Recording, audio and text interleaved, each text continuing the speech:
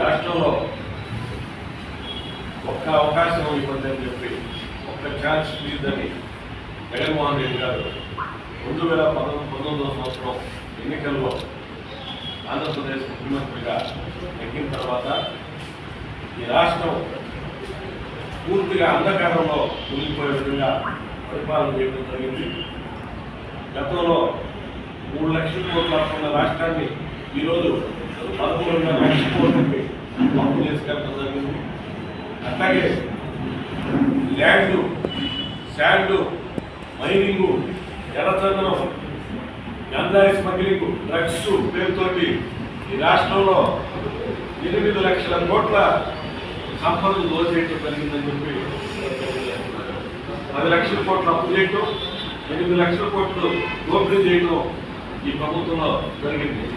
ఎక్కడ ఒక అభివృద్ధి కార్యక్రమం, ఒక రోడ్డు వేయటం కానీ, ఒక అభివృద్ధి కార్యక్రమం కానీ, ఒక కంపెనీని తీసుకురావడం కానీ, ఒక ఉద్యోగ కల్పన కానీ, ప్రతి సంవత్సరం జనవరిలో జాబ్ క్యాలెండర్ విడుదల చేస్తానని చెప్పిన జగన్మోహన్ రెడ్డి ఒక్క సంవత్సరం కూడా జాబ్ క్యాలెండర్ విడుదల చేయలేదు. మెగా డిఎస్సీ పేరుతో నిరుద్యోగులు మోసం చేసి ఒక్క డిఎస్సీ కూడా ఏం ముఖ్యమంత్రి. అట్లాగే సిపిఎస్ రద్దు చేస్తామని చెప్పి ఉద్యోగులు మోసం చేసి వాళ్ళని కూడా మోసం చేసిన పరిస్థితి. చివరికి చంద్రబాబు నాయుడు గారి టైంలో 16,000 కోట్ల రోడ్డు బడ్జెట్ తోటి ఉన్నప్పుడు ఉద్యోగులకు 43% ఫిట్మెంట్ ఇస్తే ఇతను ముఖ్యమంత్రిగా 27% ఐఆర్ ఇచ్చి ఐఆర్ కంటే తక్కువ ఫిట్మెంట్ 23% ఇచ్చిన ముఖ్యమంత్రి దేశంలో జగన్మోహన్ రెడ్డి.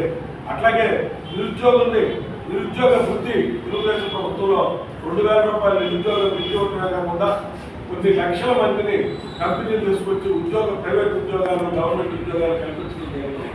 ఇతర ప్రభుత్వంలో నిరుద్యోగ వృత్తి రద్దు చేయడమే కాకుండా ఎక్కడ ఉపాధి కల్పన లేకుండా చేసిన పరిస్థితి, ఇతర రాష్ట్రాలకి వలసలు పోతున్న పరిస్థితి.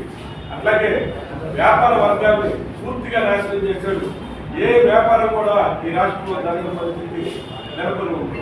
అట్లాగే మద్యం పేరుతోటి మొత్తం మద్యం మాఫియా, వైఎస్ఆర్ పార్టీ నాయకులు మద్యం తయారు చేయటం, ప్రభుత్వం ద్వారా అమ్మటం, అది ఆన్లైన్లో కాకుండా ఇష్టానుసారం క్యాష్ తోటి అమ్మటం, దానికి 1,35,000 కోట్ల రూపాయలు ఈ రాష్ట్రంలో ఎక్కడ అమ్మినట్టుగా లెక్క వస్తామని, ఇది 8 లక్షల కోట్లు లెక్క తెలియకుండా అమ్మాయిలు కూడా తెలియని పరిస్థితి రాష్ట్రంలో ఉంది.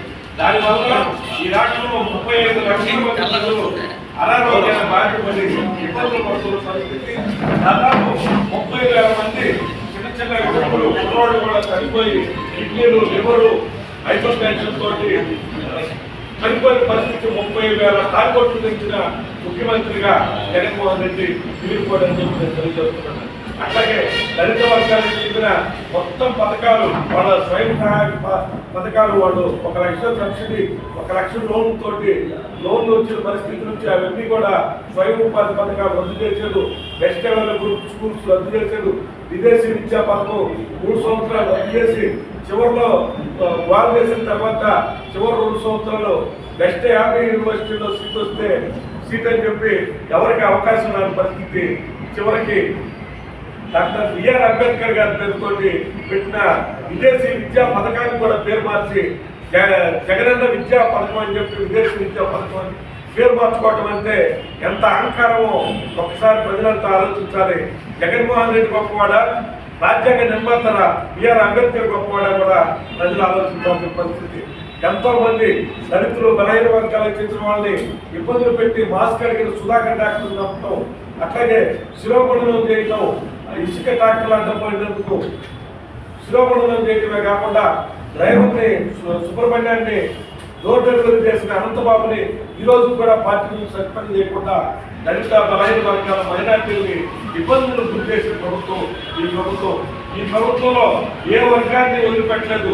చివరికి భవన నిర్మాణ కార్మికుల్ని పూర్తిగా ఒంగోలు 15 రోజులకు వచ్చే ఇసుకని 5,000 రూపాయలు ట్రాక్టర్ చేసిన వల్ల దాదాపు 40 లక్షల మంది భవన నిర్మాణ కార్మికులు ఎన్నో ఇబ్బందులు కలిగించి పనులు లేకుండా పోయిన పరిస్థితి ఈ రాష్ట్రంలో ఉంది. అట్లాగే పేదవాడు 5 రూపాయలకు అన్నం తింటే అన్నా క్యాంటీన్లు కూడా మూసేసిన దుర్మార్గపు ముఖ్యమంత్రి ఈ జగన్మోహన్ రెడ్డి. అట్లాగే కూల్చివేతలు తప్ప అక్రమ కేసులు అన్యాయంగా కేసులు పెట్టడం తప్ప ప్రతిపక్షాలను ఇబ్బంది పెట్టడం స్థానిక సంస్థల ఎన్నికల్లో ప్రతిపక్షాలు కనీసం నామినేషన్ కూడా లేకుండా దుర్మార్గంగా వ్యవహరించిన ప్రభుత్వం ఈ ప్రభుత్వాన్ని సాగనంపడానికి ప్రజలందరూ కూడా సిద్ధంగా ఉన్నారని చెప్పి నేను తెలియజేస్తూ ఉన్నాను. అట్లాగే సాక్షి పేపర్ అనేది ఎంత దుర్మార్గంగా ఉందంటే ఈ విధమైన జనసేన తెలుగుదేశం పార్టీ బీజేపీ ఉమ్మడి అభ్యర్థిగా దామచర్ల జనార్దన్ రావు గారు పోటీ చేస్తూ ఉన్నారు. పవన్ కళ్యాణ్ గారు చంద్రబాబు నాయుడు గారు సంవత్సరం క్రితమే ఆయన వైజాగ్లో ఇబ్బంది పెట్టినప్పుడు విజయవాడ నవాడ్లలో కలిసి ప్రయాణం చేస్తారని చెప్పి ప్రతిపక్ష ఓట్లు చేయలేమని చెప్పి పవన్ కళ్యాణ్ అన్ని ప్రతిపక్ష పార్టీని కలిపే ప్రయత్నంలో తెలుగుదేశం బీజేపీ జనసేన మూడు పార్టీలు ఉమ్మడి అభ్యర్థిగా పోటీ చేస్తూ ఉంటే జనసేన పార్టీ నాయకుల మధ్య విభేదాలు పెడుతున్నాడని ఇట్లాంటి దుర్మార్గపు రాతలు రాయటం ఈ సాక్షి ఇది అసలు ఒక పత్రిక, ఒకసారి పత్రికా విలువలు ఉన్నాయా అసలు దీనికి ఏమన్నా అని చెప్పి కూడా మేము ప్రశ్నిస్తా ఉన్నాం. ఇట్లాంటి దుర్మార్గపు పత్రికని మూసేసే రోజులు కూడా దగ్గరలో ఉన్నాయని చెప్పి నేను తెలియజేస్తూ ఉన్నాను.